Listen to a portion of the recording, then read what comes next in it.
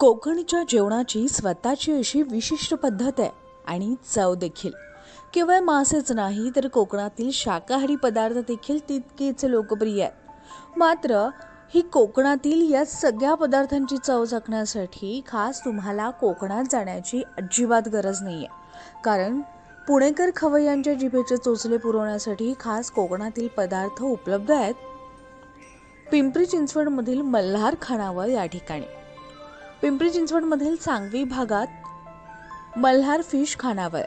सुप्रिया बडे या महिलेनं मालवणी पद्धतीच्या माशांची खानावळ सुरू केली आहे. गेल्या 2 वर्षापासून सुरू असलेली ही खानावळ मासे प्रेमींचं आवडतं ठिकाण आहे.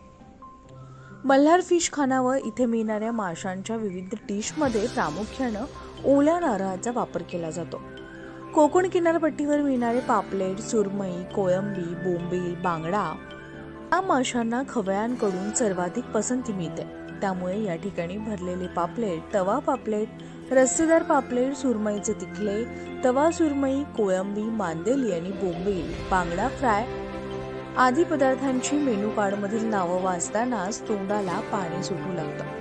केवळ मासेच नाही तर चिकन आणि मटण, भाकरी असे विविध प्रकारही येथे मिळतात. चिकन आणि मटणासाठी मात्र ओल्या नारळाऐवजी सुक्या खोबऱ्याचा वापर केला जातो. या ठिकाणी सुकट तसेच इतर कोळंबी फ्राय देखील मिळतात. घरगुती तसेच कोकणी मसाले वापरून हे सर्व पदार्थ बनवले जातात,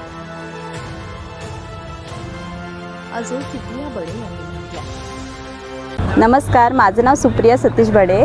माझ्या शॉपचं नाव मल्हार फिश खानावळ आहे.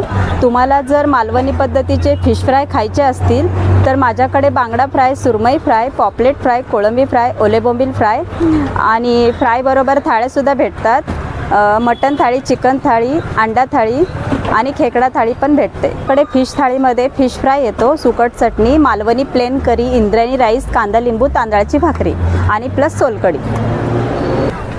तुम्हाला फिशचे रेट जर जाणून घ्यायचे असतील तर 80 रुपयेपासून ते 400 रुपयेपर्यंत फ्राय किंवा थाळ्या भेटून जातील तुम्हाला फिशमध्ये.